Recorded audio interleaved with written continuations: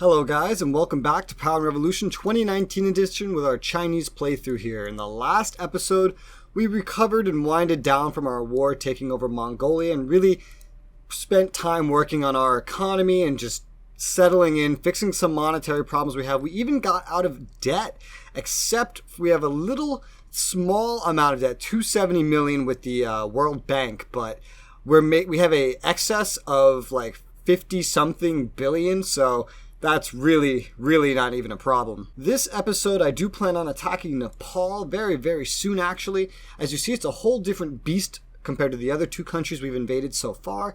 A population of 30.5 million. This is like 10 times higher almost than both of the other countries we've invaded combined. An army of 100,000 men. This is like fucking 5 times higher than what we've invaded so far combined, with a variable amount of actual military equipment, but their landmass is not too large, and as soon as these right here, these units I'm sending over to this military base get here, I'm going to start sending them around here and waiting over here at the border. I will commence my cyber attack on Nepal, and then I will march into their capital, hopefully unopposed, and capture it before the cyber attack ever wears off. I'm going to go ahead here and dismantle all these tier 1 missile launchers we got, and then go ahead here and order some more tanks just to keep the ball going. As you see, production has doubled since I first pointed out where it went last episode.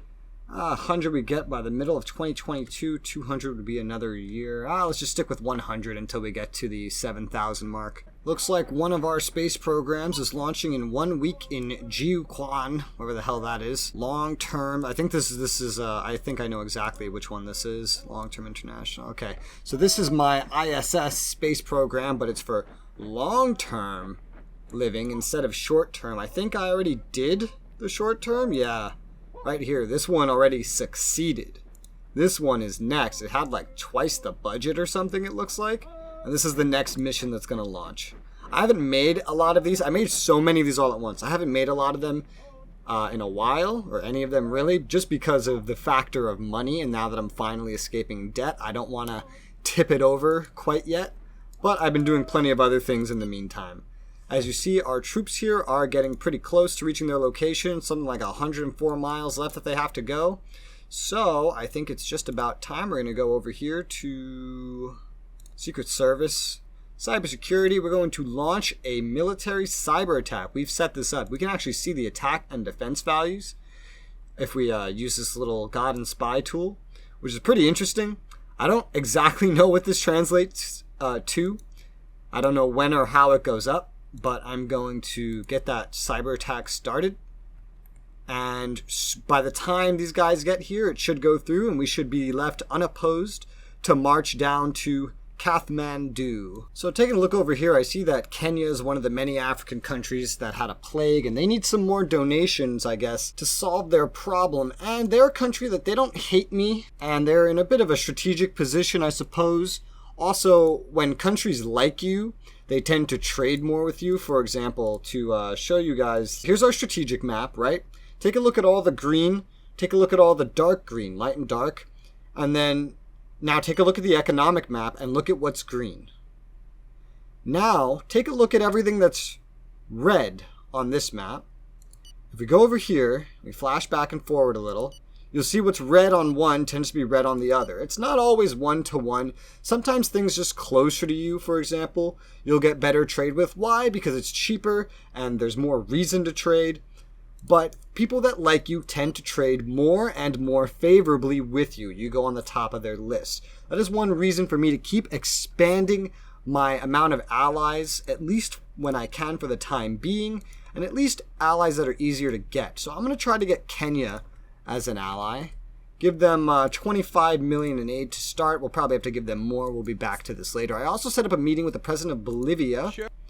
We've met with him before and we managed to get a defensive pact, but now I'm going in for a full alliance. I saw that he loved me, so I was like, why not, man? See, we get maritime without any argument. We get not air without any argument. Let's do air and flick air. No, that trick's not going to work here. I'll give you maritime, you give me air, and I'll flick air. No. Okay, so let's try maritime and air for air. Okay, cool. Almost there. Alright, land. Will it work if we flick it? No. Alright, well, let's try trading land for land. Okay, cool.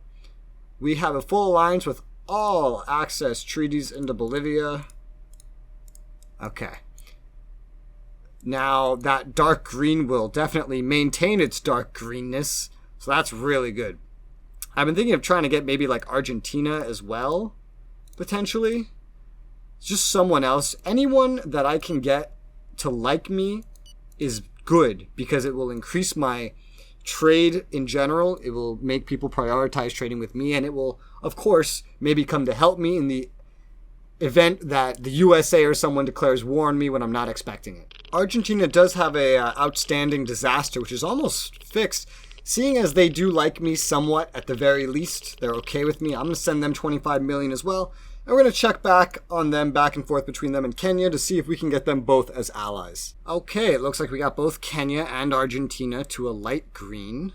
So we're going to go ahead and add to that. Send another 25 million to Kenya.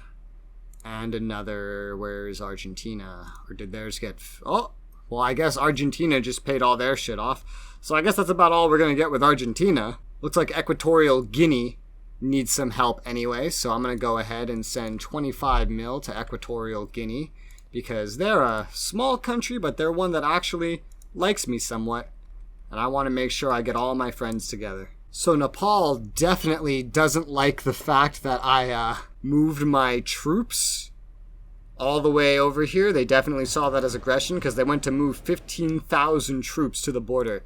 That being said, looks like the cyber attack has finished. So we're going to go ahead and move our troops into the capital of Nepal. I'm a little concerned by the fact that these guys are outside of their base. So I may want to airstrike them. Yeah, just all 51 of you fuckers. Go missile. Go missile that, just in case. You are missiling the right thing, right? Last time I attacked that base without meaning to. Great disapproval, yeah. They just disapproved of our presence.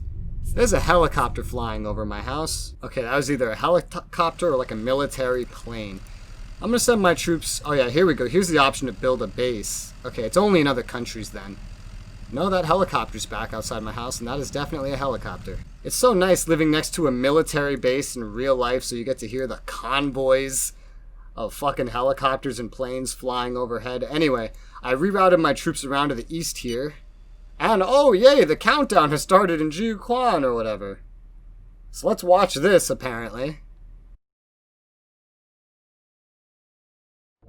That was surprisingly quiet. I didn't actually hear a countdown. We got an ultimatum to leave Nepal.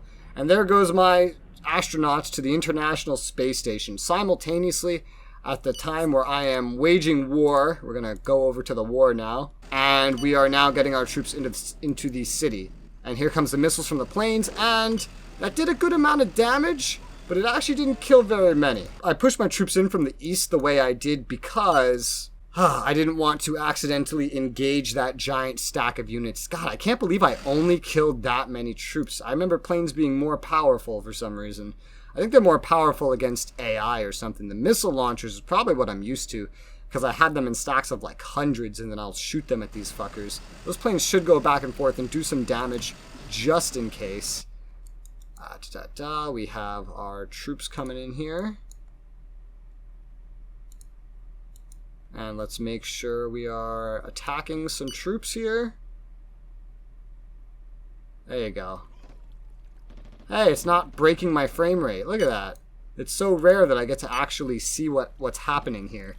They design all these graphics. Usually it just destroys your frame rate. But as you can see, we are taking the bunker now. Gonna send these troops outside to guard. Offensive strategy? No. Leave my troops alone. General. Occupying the building. Breakdown of negotiations. Took them a moment to actually decide to do that. Yep. Presidential bunker. Like how the fountain's louder than anything else. And our troops are marching in.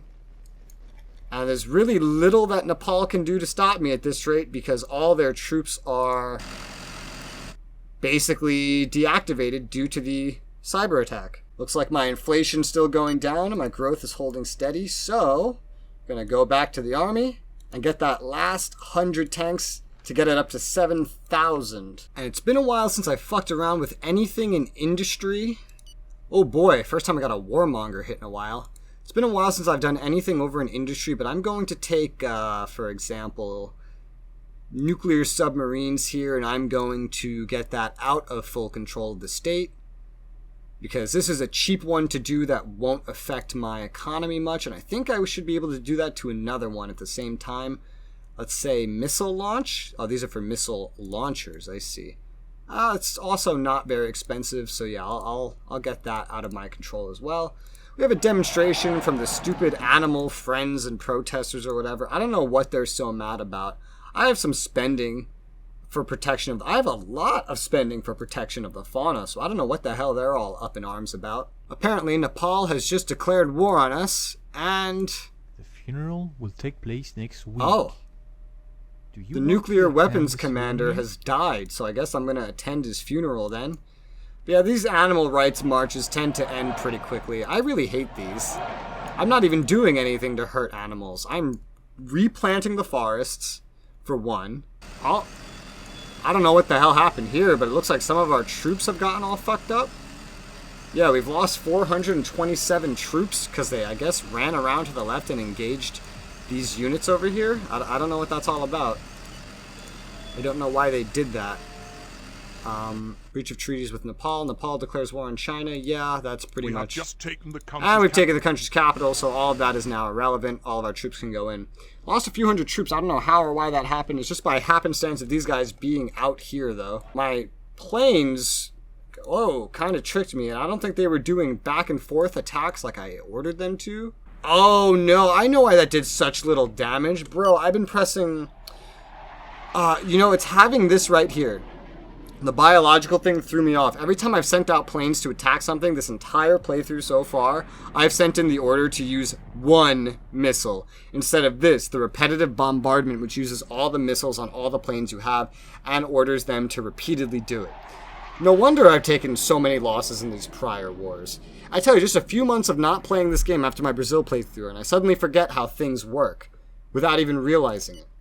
Good thing I've been doing these tiny wars instead of anything of real consequence, because now I can say I didn't lose a crazy amount because of it. Anything I have lost can easily be remade. What have I lost total? Like a few thousand troops, 50 tanks? Really nothing all too bad. And Nepal has surrendered, which means in a moment here we should be looking at a terms of surrender. Bad thoughts, stop your warfare operations against Nepalese people. Shut up, faithful friend. Nepal declares war on China. I declare war. And UN ultimatum. Yeah, it's too late for that, Nepal. Welcome to China. I will happily take your troops, your people, your industry, your airbase over here. I'll probably demolish all your older stuff, though. You got a military base in a couple cities. I will gladly take literally all of this. Nepal against us, yeah, they don't exist anymore. Sorry, man. And we shot the leader at dawn, because for whatever reason, that always happens. We will integrate Nepal, and beautiful. This is about to become one of ours.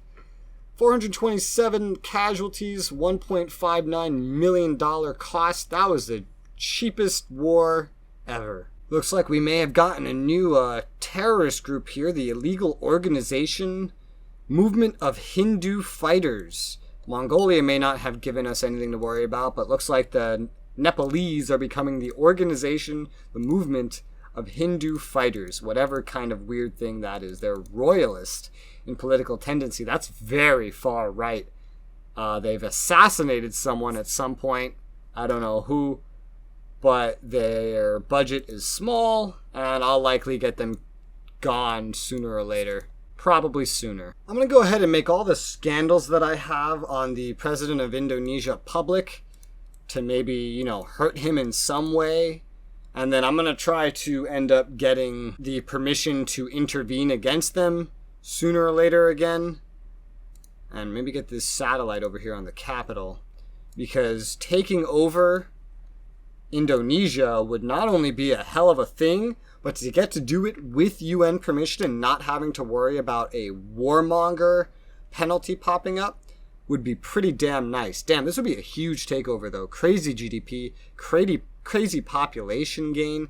This would be, wow, almost 500,000 troops. This would be a big catch. But apparently, freedom of information in that country is basically just as bad as China. So maybe it'll do something. Maybe it won't. We'll see. I took a look and found that Kenya actually is dark green with me now, but the leader is only light green, so another 25 million should get the leader of Kenya over on my side here. Let's take a look. If not immediately, then momentarily. The nationalization degree. Lack of spaces in secondary school system. You know what? That just keeps popping up no matter how many schools I make. I don't know how many they want me to make. And now the number's all random and new. So how many should I make this time? So look, I started out with literally quite a bit less. So I can make another 322, let's say. Another 322 schools. That would be, about 5 billion right there.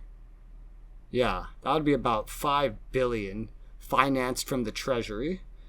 So let's go ahead and build those, and hopefully that will end up being enough. They keep asking me to make more and more. I don't know why. Maybe we just started out with way less than we needed, and taking over countries certainly isn't helping. I have taken over several countries in a bit of a rush. In a rush of a way that I haven't developed my country very much in order to keep up with it.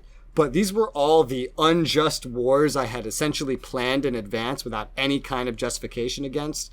Since I got a just war I can do, I've been in just a rush to get to that point so I can develop after getting these unjust wars out of the way and maybe give some more time for some justifications to come back in. But let's check in on our friends here in Kenya again. And yep, dude fucking loves me now. Meet me basically ASAP. Thank you. Perfection of fiber optics.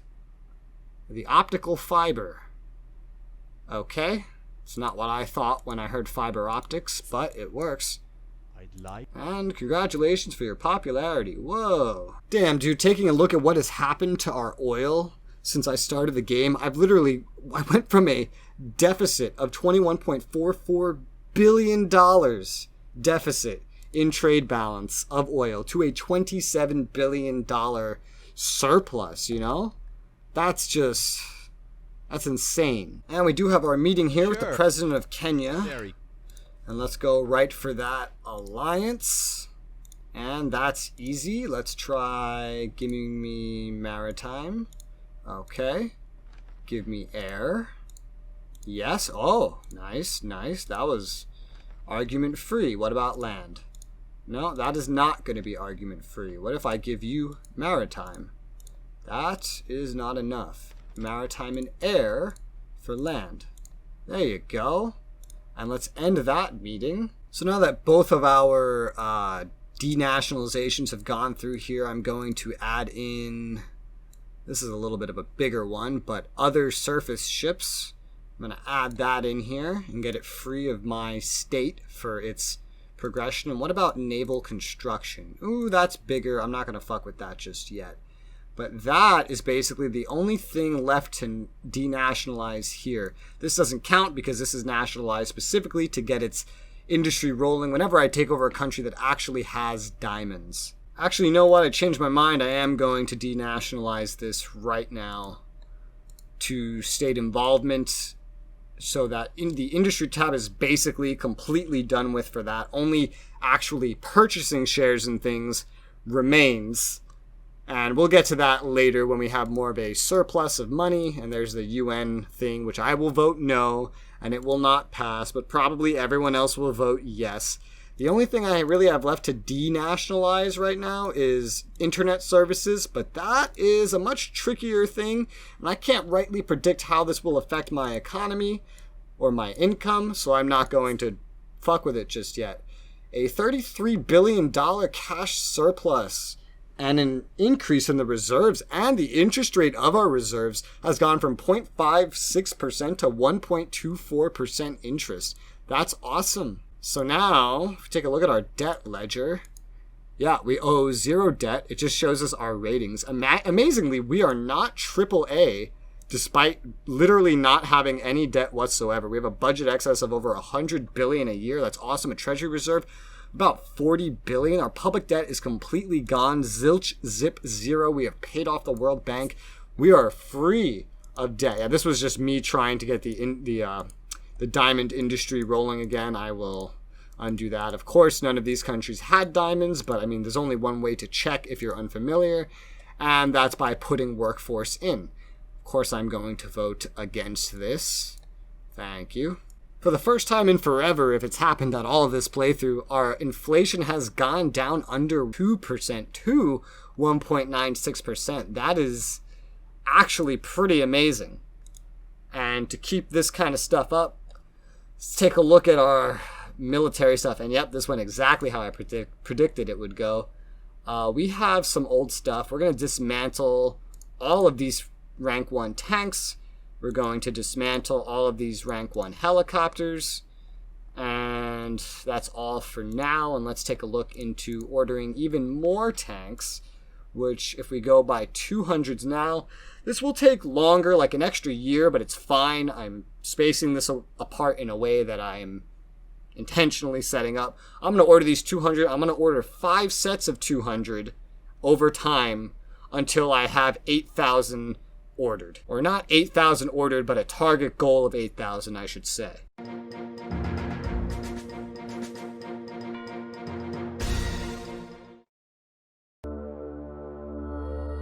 Okay, I don't know what the hell this is. The organization, which held a major forum in Durban with all the major players on climate, deplored the lack of solidarity among nations in the fight against global warming.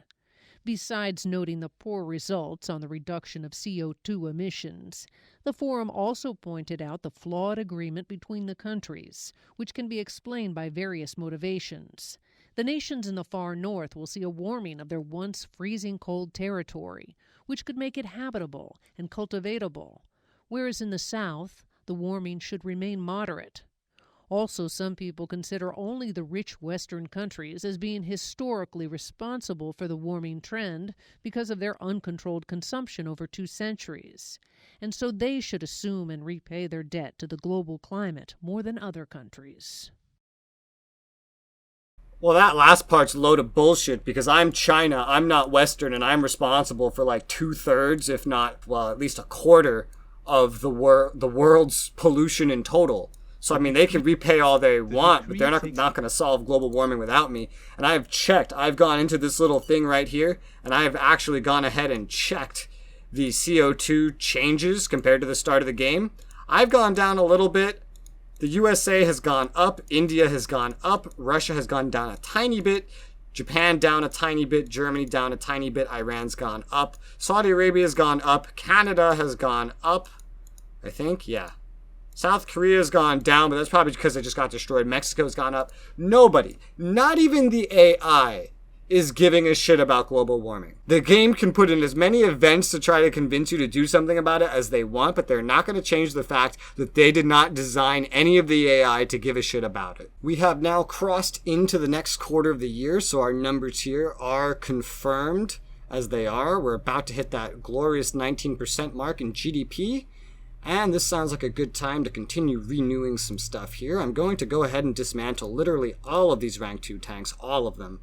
And we are going to order another 200 tanks from our industry here. Since our original call for military intervention did not actually work against Indonesia, I've gone ahead and called for just a full denouncement of them for threatening international peace. That's usually easier to get past. It's already made them hate my guts, but it should hurt their economy and drive them into like further of a corner, which will either make them stop acting up or will make them act up more, hopefully giving us more stuff to use against them and turning more of the world against them, thus making it easier to gain intervention against them.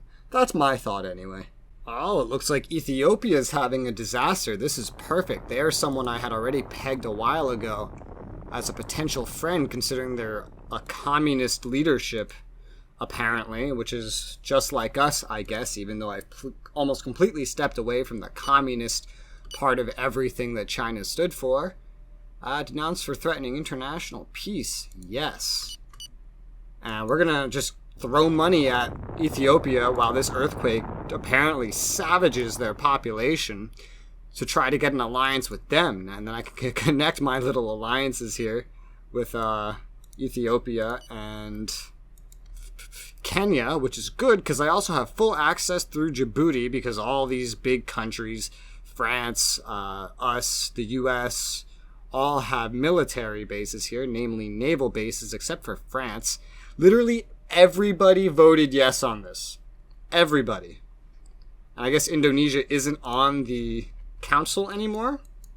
So I'm curious now, if I go back to the UN, so that the council has changed. I have successfully denounced them. I wonder if I could get intervention against them now that the council has changed. We have our meeting with Ethiopia here. Ooh, I didn't want a coffee. Either way, we've gotten them dark green. We've gotten the leader dark green. I'm going to go ahead here and propose an alliance. That was easy. Let's go for maritime rights, except, wait, no, you don't actually border the sea. You don't actually border the sea. In World War II maps, I remember them bordering the sea. I guess they don't in modern times. I got air. Whoops, no sale contract.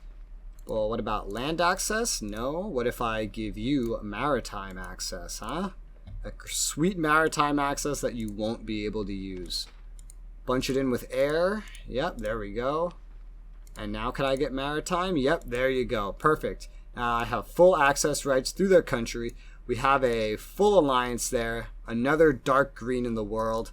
Another example of China's reach expanding, basically. The more green on this map, really, the better for me. Of course, some of them I could get, for example, Japan's having a tsunami. I could maybe try to get Japan, but getting a dark red's a lot harder than a neutral or a light green. And also, due to real-life China's goals, I'm going to say Japan's more of a invasion goal. It also lets me save my money a little bit for other things, like going into the Army tab and ordering another 200 tanks to get that number up to 7,600 for another over 800 mil. It has been a little bit since we've set up a space program, so I think that's what I'm going to do to end the episode.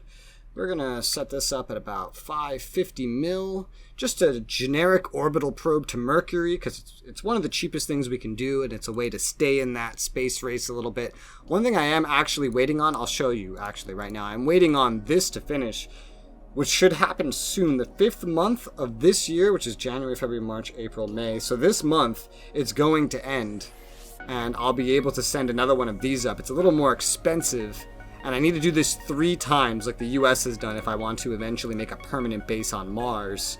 It's a weird thing because you can only do one at a time for whatever reason. But for now, I want to get back in the little race of setting these things up. So we're going to go ahead and set up an orbital probe to Mercury. Just a nice cheap thing to get us going back in the race again.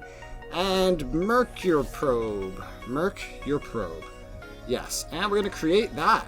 Perfect, and the offers will come in. Hopefully we will get some others involved, a way to increase relations again. You know, our tech has gone up since then, so hopefully other countries will be more willing to join us. But we're going to see how that goes on the next episode. This episode was pretty great, taking Nepal. I don't really know what's going to happen next episode. We're just going to have to see. But for now, thank you guys very much for watching, and I will see you next time. Bye-bye.